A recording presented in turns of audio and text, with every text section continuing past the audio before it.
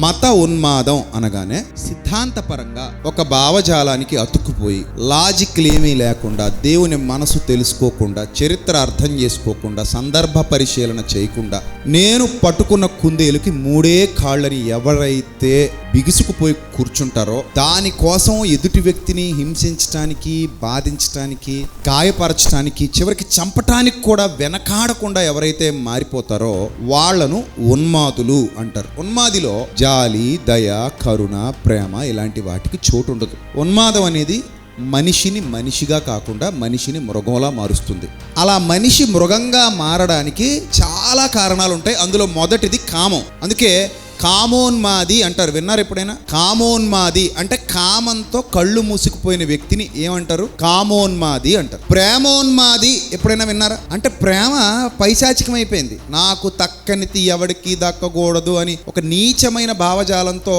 Attack చేసేవాళ్ళు, ఇలాంటి వాళ్ళను ప్రేమ ఉన్మాది అంటారు.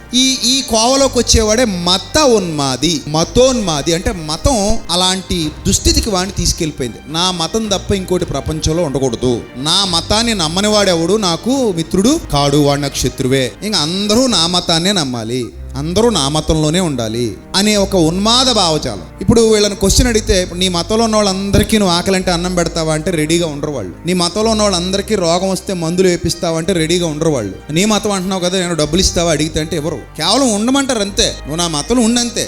అదొకటే. దాన్ని సైకో తత్వం అంటారు, పిచ్చది. నువ్వు నా మతంలో ఉంటే నువ్వు ఎంత ఎదవైనా పర్లేదు, నేను నిన్నేమన్ను. నువ్వు ఎంత చండాలమైన కార్యాలు చేసినా పర్లేదు, నేను నిన్నేమన్ను. కానీ నేను కోరుకునేది ఒకటే, ఏంటది?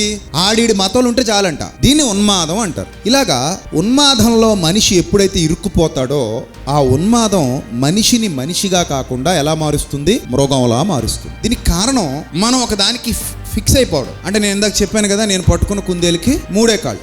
ఏదైనా సరే మీరు ఎవరైతే చెప్పినా సరే వినాలి. విన్న తర్వాత దాన్ని కొంచెం లాజికల్గా థింక్ చేయాలి. ఇది రైటా రాంగా, ఇది కరెక్టా కాదా, ఇవన్నీ థింక్ చేయాలి. అలా థింక్ చేయకుండా గుడ్డెద్దు చేలో పడ్డట్టుగా వెళ్ళిపోతే గనుక మీరు ట్రాక్ తప్పిపోతారు. ఖచ్చితంగా ట్రాక్ తప్పిపోతారు.